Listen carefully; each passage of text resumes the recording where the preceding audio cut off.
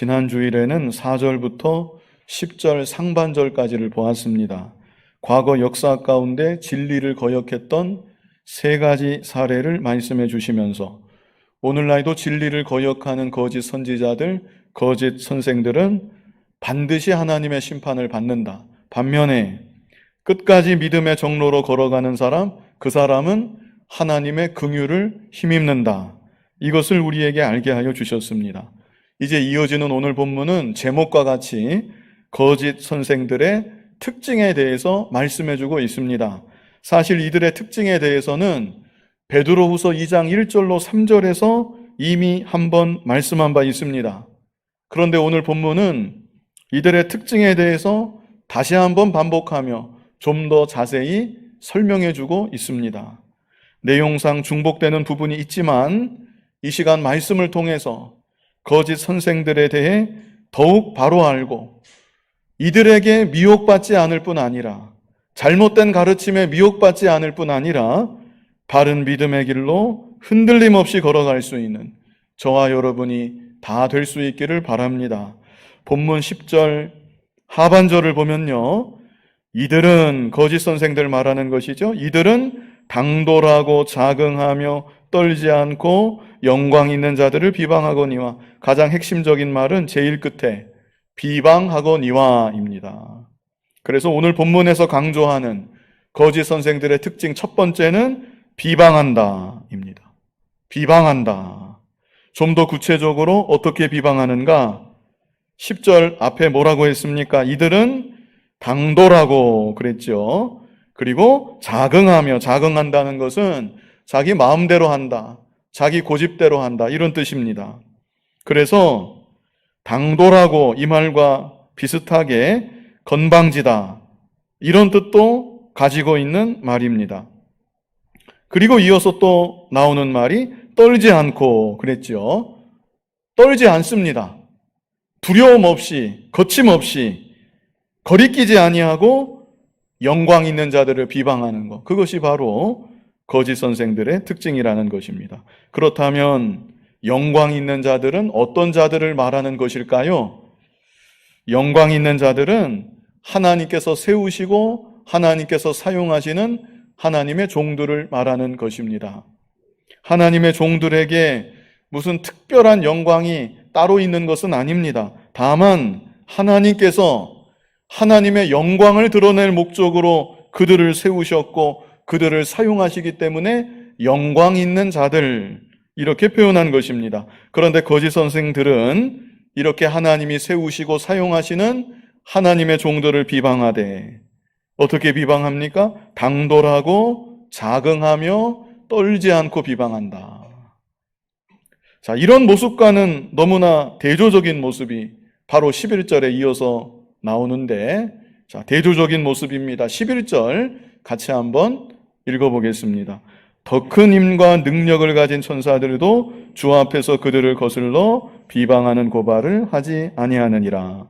더 큰 힘과 능력을 가진 천사들, 이런 천사들조차 비방하는 말을 한다는 것입니까? 안 한다는 것입니까? 비방하는 말 안 한다는 것입니다. 함부로 하지 않는다. 왜 그런가? 11절 중간에 주 앞에서, 이런 구절이 있죠? 주 앞에서 자신들 위에 지존하신 주님이 계시기 때문에, 모든 일의 주관자가 되시고 재판관 되시는 주님이 계시기 때문에 그 주님 앞에서 감히 비방하는 말을 함부로 하지 못한다는 것입니다. 특별히 유다서 1장 9절 우리 한번 같이 읽어보겠습니다. 유다서 1장 9절 같이 읽겠습니다. 천사장 미가엘이 모세의 시체에 관하여 마귀와 다투어 변론할 때에 감히 비방하는 판결을 내리지 못하고 다만 말하되 주께서 너를 꾸짖으시기를 원하노라 하였거늘. 이 말씀 그대로 천사장 미가엘이 모세의 시체에 관해서 마귀와 다투어 변론한 일이 있었습니다. 더 이상 성경에 기록하지 않아서 자세한 내용은 알 수 없지만 여기서 중요한 것은 그때 천사장 미가엘이 사탄에 대해서도 감히 비방하는 판결을 직접 자기가 내리지는 못했다는 것입니다. 이게 중요한 것입니다. 대신에 천사장 미가엘이 뭐라고 말했습니까? 주께서 너를 꾸짖으시기를 원하노라. 그냥 이 정도 말만 했다는 것이죠. 그래서 천사장조차 마귀를 향해서도 감히 비방하는 판결을 직접 내리지 못했는데, 거짓 선생들은 하나님께서 세우시고 하나님께서 사용하시는 하나님의 종들을 향해 당돌하고 자긍하며 떨지 않고 비방한다. 얼마나 이것이 대조가 되는 모습입니까? 계속 이어서 본문 12절, 우리 본문 12절을 같이 한번 읽어보겠습니다.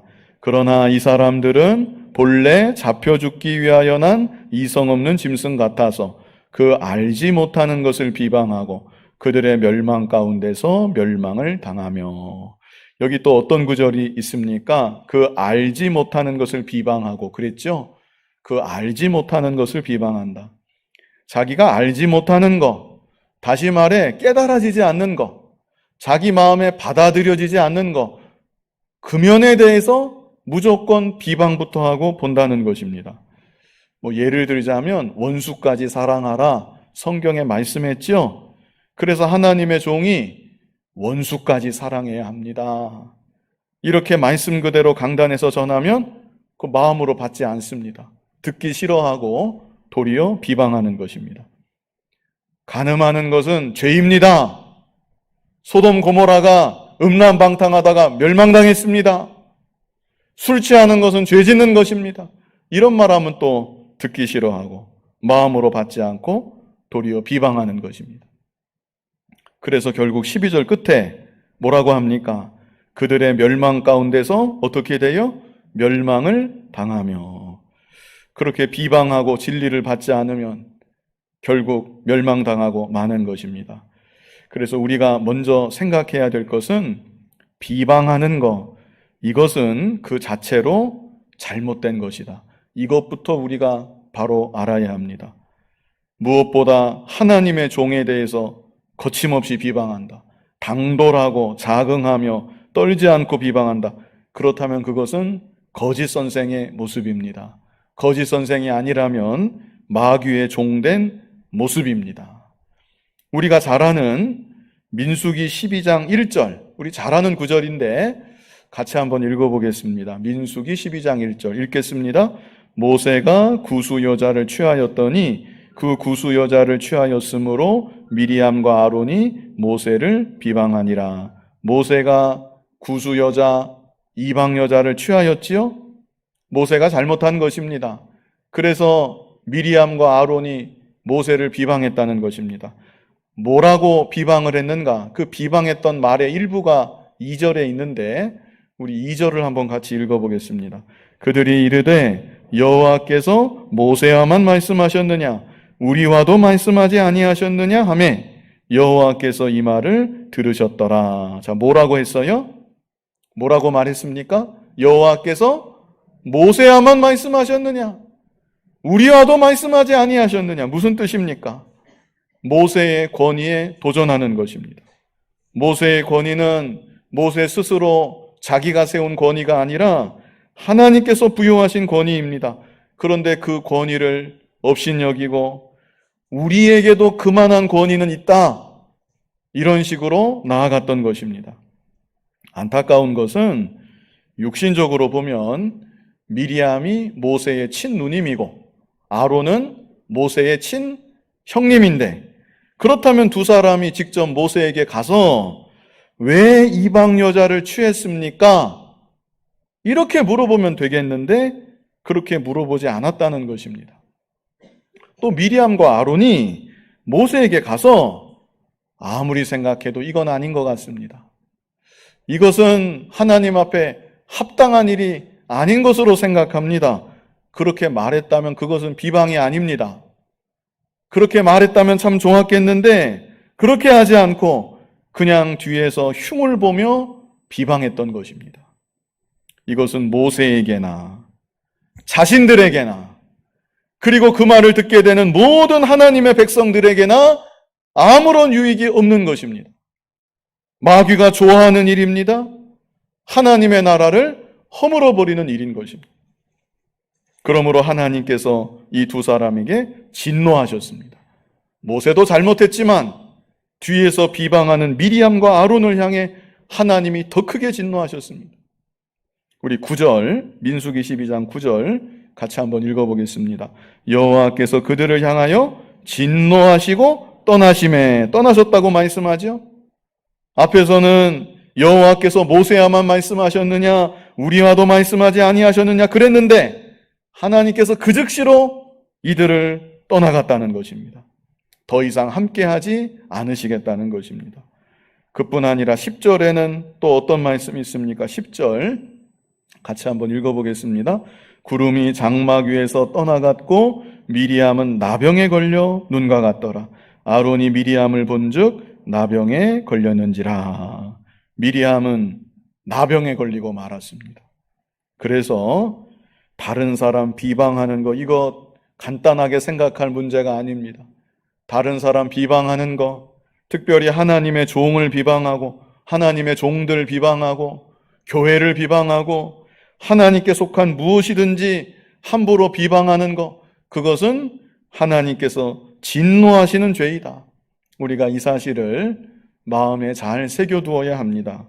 저와 여러분은 비방하는 말을 듣고 그 말에 동조하는 일도 없어야 되겠지만 혹 내 자신이 다른 누군가를 비방하는 말 결코 해서도 안 되겠습니다.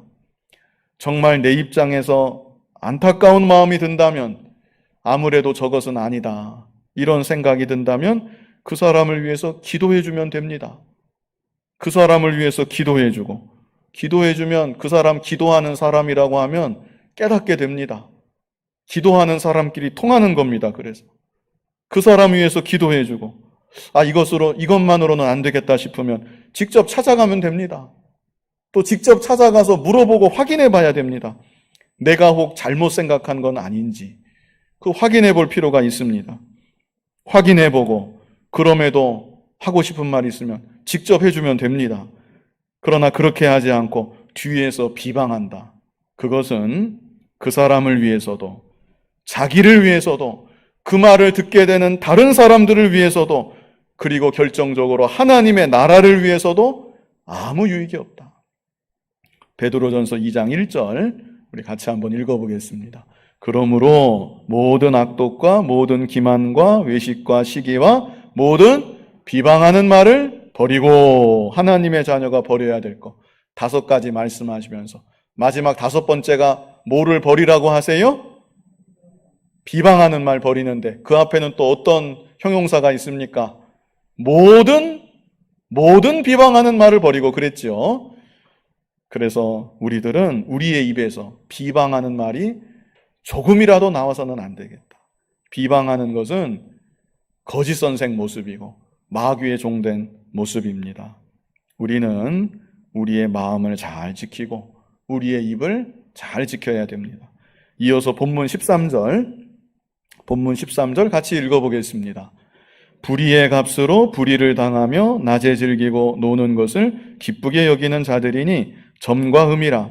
너희와 함께 연애할 때에 그들의 속임수로 즐기고 놀며. 자, 제일 앞에 불의의 값으로 불의를 당하며, 불의를 행한 대가로 자신들도 불의를 당한다, 이런 뜻입니다. 이 구절은 바로 앞에 12절 끝에지요. 그들의 멸망 가운데서 멸망을 당하며 불의의 값으로 불의를 당한다, 이렇게 연결이 되는 것입니다. 그래서 13절 제일 앞은 내용상 그 앞에 있는 비방한다는 그 말과 연결이 되는 구절이고요. 바로 이어서 거짓 선생들의 특징 2번째를 말씀해 주십니다. 낮에 즐기고 노는 것을 기쁘게 여기는 자들이니 점과 흠이라. 너희와 함께 연회할 때에 이 파티한다는 겁니다. 너희와 함께 연회할 때에 그들의 속임수로 즐기고 놀며. 자, 제목을 제가 붙여봤는데 정욕으로 행한다, 이렇게 붙여봤습니다. 정욕으로 행한다. 자, 거짓 선생들의 특징 첫 번째는 무엇이었죠? 비방한다. 이게 첫 번째 특징이었죠. 다른 사람들을 향해서는 비방하는 것.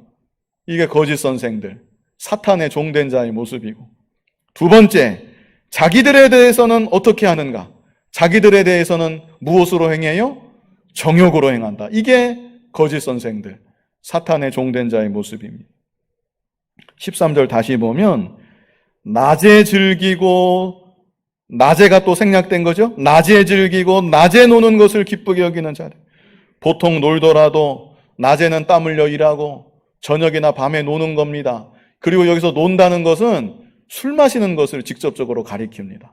술 마시고 모여서 함께 쾌락을 쫓는 것. 보통 세상은, 안 믿는 세상은 그런 유흥을 즐기기도 하지요.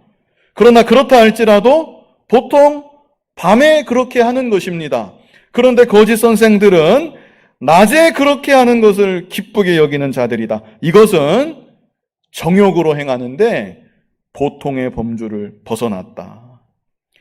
정욕에 취해서 사는 모습이다 생각할 수 있습니다. 극단적인 쾌락주의, 극단적인 육신주의다. 이렇게 이해할 수 있겠습니다. 이제 이어지는 14절부터 이들이 정욕으로 행하는 모습을 좀 더 구체적으로 두 가지로 나누어서 설명해 주십니다. 자, 14절 같이 한번 읽어보겠습니다. 음심이 가득한 눈을 가지고 범죄하기를 그치지 아니하고 굳세지 못한 영혼들을 유혹하며 탐욕에 연단된 마음을 가진 자들이니 저주의 자식이라. 정욕으로 행하는 첫 번째, 음란한 죄를 짓는다입니다. 음란한 죄를 짓는다. 이게 거짓 선생들, 사탄의 종된 자들의 모습입니다. 쉽게 말하면 성욕을 따라간다. 이렇게도 이해하면 됩니다. 14절 앞에서부터 보면 한 구절 한 구절이 다 중요한데, 음심이 가득한 눈을 가지고 먼저는 눈으로 음란한 죄를 짓습니다. 눈으로 음란한 죄를 짓는다. 그러다가 범죄하기를 그치지 아니하고 실제 행실로 음란한 죄를 짓는다는 것입니다. 그런데 그 죄를 그치지 아니한다. 계속해서 음란한 행실의 죄를 짓는다. 그리고 굳세지 못한 영혼들을 유혹하며 자기만 죄 짓는 게 아니라 굳세지 못한 영혼들 유혹해서 함께 음란한 죄를 짓는다. 이게 바로 거짓 선생들, 사탄의 종된 자의 모습입니다. 그리고 또 말씀하기를 탐욕에 연단된 마음을 가진 자들이니 저주의 자식이라. 탐욕에 어떤 마음을 가지고 있습니까? 탐욕에 연단된 마음을 가지고 있다. 죄를 지으면 질수록 마음이 강해집니다. 음란한 죄, 거듭하면 거듭할수록 처음에는 부끄러우는데 마음에 담력이 생겨서 더 거침없이 더 과감하게 더 큰 음란의 죄를 짓게 되는 것입니다. 그래서 결론은 저주의 자식이라 말씀합니다. 하나님의 자녀된 우리들은 우리의 마음이 탐욕에 점점 더 연단되는 마음이 되어서는 결단코 안 되겠습니다. 거짓 선생들처럼 그렇게 큰 음란의 죄, 큰 방탕의 죄는 짓지 않았을지라도 만약 과거에 내가 양심에 거리끼는 음란한 죄를 지었다. 혹은 지금도 음란한 죄를 끊어버리지 못하고 무언가 계속 짓고 있다. 그렇다고 하면 하나님, 저는 죽어 마땅한 죄인입니다. 이렇게 자복하고 회개하는 겸손한 마음이 우리에게는 반드시 있어야 합니다. 예수님이 뭐라고 하셨는가? 마태복음 5장 28절 같이 한번 읽어보겠습니다. 나는 너희에게 이르노니 음욕을 품고 여자를 보는 자마다 마음에 이미 간음하였느니라. 이게 예수님 말씀입니다. 마음으로 음욕만 품어도 간음하였다. 그리고 이어지는 29절에는 또 뭐라고 말씀합니까? 만일 내 오른 눈이 너로 실족하게 하거든 떼어내버리라. 내 백체 중 하나가 없어지고 온몸이 지옥에 던져지지 않는 것이 유익하며. 이건 눈으로 음란한 죄를 짓는 겁니다. 눈으로 음란한 죄를 지었다. 그러면 그 눈을 어떻게 하라고 예수님 말씀하십니까? 그 눈을 뽑아서 내버려라. 이 정도로 애통하는 마음을 가지고 철저하게 통렬하게 회개해야 된다. 예수님이 말씀하신 것입니다. 그것만이 아닙니다. 30절에는 또 뭐라고 말씀합니까? 또한 만일 내 오른손이 너로 실족하게 하거든 찍어내버리라. 내 백체 중 하나가 없어지고 온몸이 지옥에 던져지지 않는 것이 유익하니라. 손으로 음란한 죄를 짓는, 손으로 음란한 죄를 지었다. 그렇다면 그 손을 어떻게 하라고 말씀하세요? 그 손을 찍어내버리라.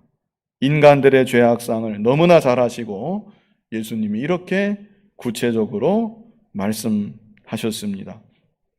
그런데 지금 이 세상은 전혀 이렇게 가르치지 않습니다. 교회 안팎으로 거짓 선생들, 거짓 가르침들이 난무해서 음란한 죄에 대해서 남에게 피해만 안 주면 괜찮은 것처럼 말하고 다 그런 거라고 당연한 것처럼 여기고 별로 문제시하지 않는 것입니다. 실제 어떤 신학자가 하는 말을 들었는데 혼전 성관계에 대해서, 혼전 성관계, 그것은 더 이상 중요한 문제가 아니다. 더 이상 그런 문제 가지고 편협하게 따질 때가 아니다. 시대착오적인 그런 모습이다. 사실 저는 지금 요약해서 말씀드린 거고 말을 굉장히 복잡하게 합니다. 유식한 말을 쓰면서 공부 많이 한 사람 티내면서 얼마나 수려하게 말을 복잡하게 잘하는지 모릅니다. 그런데 결론은 그겁니다. 그 얘기하는 겁니다. 괜찮다. 그럴 수도 있다. 이런 말을 하는 것입니다. 아마 그런 말 들으면 이 시대에 많은 사람들이 마음의 위로를 받지 않겠는가 이렇게 생각을 해봤습니다. 그러나 그것은 바른 가르침이 아닌 것입니다. 들으면 내 마음이 무거워진다 할지라도, 들으면 내 마음이 괴로워지고, 들으면 들을수록 내 마음이 우울해지고, 내가 왜 그랬을까 자책하게 되고 후회가 밀려온다 할지라도 우리는 성경 말씀에 귀를 기울여야 되는 것입니다. 말씀에 어긋난 죄를 지었다. 그러면 자복하고 애통하면서 하나님 앞에 철저히 회개해야 되는 것입니다. 그런 말장난 같은 말로 위로받으려고 하지 말고, 자기를 적당히 합리화시키려고 하지 말고, 온유하고 겸손한 마음으로 하나님, 제가 죽을 죄를 지었습니다. 제가 하나님 말씀을 어겼습니다. 저를 불쌍히 여겨 주시옵소서. 이렇게 하나님 앞에 간절히 회개하며 기도해야 되는 것입니다. 이렇게 회개하고 기도하면 하나님께서 긍휼의 은혜를 베풀어 주십니다. 아무리 큰 죄를 지었다 하더라도 다시금 예수 그리스도 십자가 대속의 은혜 깨닫게 하시고 사죄의 은총을 더 깊이 깨닫게 하여 주시고 회복하게 하여 주시는 것입니다. 그러나 그렇게 회개하지 않고 계속해서 음란한 죄를 짓고 적당히 합리화시키고 탐욕에 연단된 마음을 가지고 나아간다면 그것은 거짓 선생의 모습이다. 사탄의 종된 자의 모습이다. 결국은 멸망한다. 망하고 만다. 이 사실을 우리가 잘 기억해야 합니다. 다음으로 두 번째, 거짓 선생들 정욕으로 행하는 두 번째는 발람의 길을 간다입니다. 발람의 길을 간다. 이것은 다른 말로 앞에서는 성욕을 따라가는 거고 짐승이 욕심 따라가는 것처럼 성도가 제어하지 않고 성욕 가는 대로 행동하는 것, 그게 거짓 선생 사탄의 종된 자의 모습이고, 두 번째 발람의 길을 가는 거는 물질에 대한 욕심, 명예 영광에 대한 욕심, 제어하지 않고 이 욕심 따라가는 것, 이게 발람의 길로 가는 겁니다. 본문 15절 같이 한번 읽어보겠습니다. 그들이 바른 길을 떠나 미혹되어 부올의 아들 발람의 길을 따르는도다. 그는 불의의 삭을 사랑하다가 이렇게 말씀했지요. 민수기 22장에 발람 선지자 얘기가 나오는데 제가 간단히 설명을 드리면 모압 왕 발락이 있었습니다. 이름이 비슷한데 헷갈리시면 안 됩니다. 모압 왕 발락이 있었는데 이 발락이 뇌물을 발람 선지자에게 보냅니다. 뇌물 보내면서 당신이 이스라엘 백성들 저주해 주십시오. 당신같이 능력 있는 선지자가 이스라엘 향해서 저주하는 말 하면 이스라엘이 분명히 멸망할 줄로 저는 생각합니다. 이렇게 발람 선지자 명예 영광력 살살 부추기고 뇌물 줘서 물질에 대한 물욕도 부추기면서 발람 선지자에게 부탁했습니다. 그때 발람 선지자가 제가 기도해 보겠습니다. 기도한 다음에 답변을 드리겠습니다. 그리고 발람 선지자가 기도했는데 기도하고 난 다음에 거절했습니다. 저는 그렇게 할 수 없습니다. 돌아가십시오. 여기서 우리가 생각할 것은 발람이 기도한 것 자체가 잘못했다. 기도한 것 자체가 잘못한 것입니다. 기도할 필요도 없는데 기도한 것 자체가 문제다. 이미 물욕과 명예 영광욕에 그 마음이 흔들리고 있다는 것을 보여주는 것이죠. 가령 어떤 목사에게 목사님, 아무개 성도에 대해서 저주하는 기도 한 번만 해주십시오. 목사님, 제가 듣는 데서 그 성도 저주하는 기도 해주면 제가 목사님한테 1,000,000원 드리겠습니다. 그러면 그 말 듣고 목사가 어떻게 해야 되겠습니까? 제가 기도해 보겠습니다. 제가 기도하고 나서 그렇게 할지 말지 답변을 드리겠습니다. 만약 그렇게 말한다면 그 목사는 물욕에 이미 마음이 흔들리고 있는 것이죠. 그것이 바로 발람의 모습이다. 그것이 바로 발람이 한 발람의 기도이다. 그런데 이와 같은 모습이, 이와 같은 기도가 오늘날 우리들에게도 있다라는 것입니다. 하나님 말씀 어기는 길인데, 그 길은 분명 믿음의 길이 아닌데, 그런데도 고민을 합니다. 고민할 필요도 없겠는데, 육신의 이익을 생각하니까 고민하는 것입니다. 목사가 직접 그 길은 잘못된 길이라고 말해주는데, 제가 기도해 보겠습니다.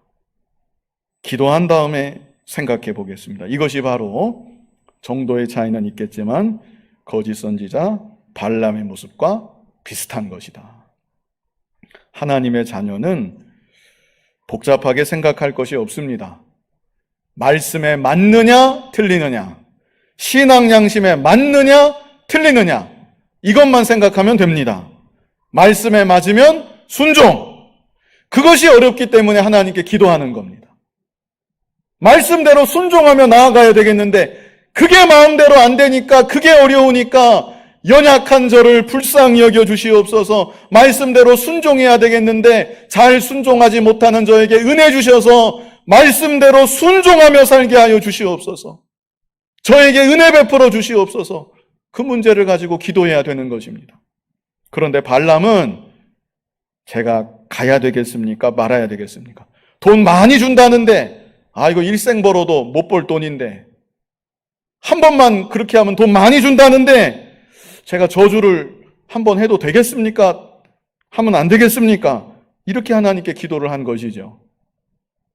그렇게 기도했더니 다행히 처음에는 너 그러면 안 된다, 하나님이 그렇게 감동을 주셨습니다. 그런데 모압의 발락왕이 포기하지 않고 두 번째는 더 많은 귀족들을 보냈습니다. 더 높은 귀족들 보냈습니다. 명예, 영광용, 물욕 더 많이 부추긴 겁니다.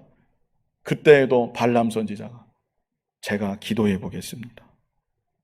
그런데 이번에는 감동이 오는데 어떤 감동이 옵니까? 가도 괜찮다, 너 가고 싶으면 가라, 이런 감동이 오는 것입니다. 이것이 무엇을 말해줍니까?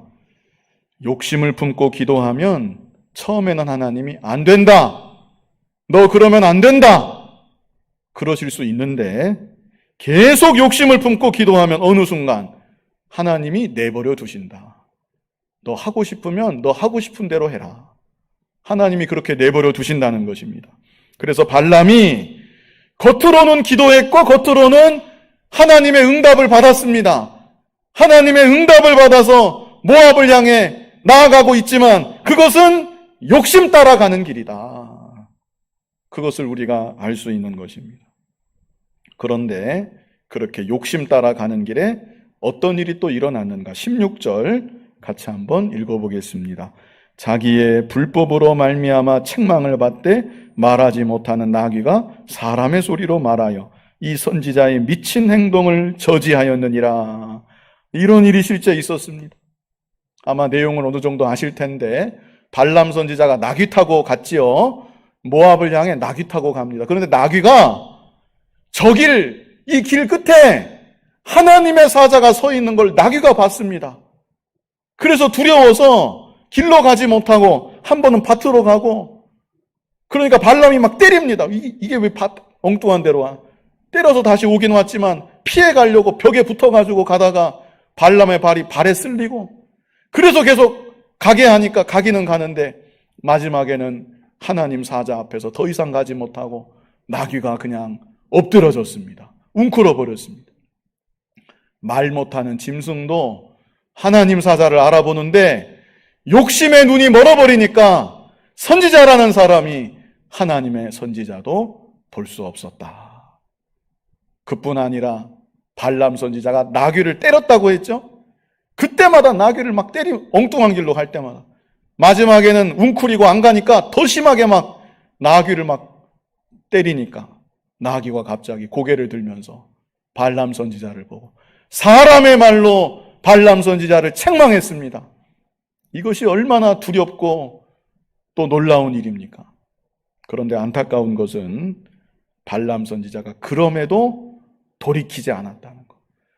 그럼에도 돌아서 되돌아오지 않았다는 것. 왜 그랬을까요? 욕심 때문에 그렇습니다.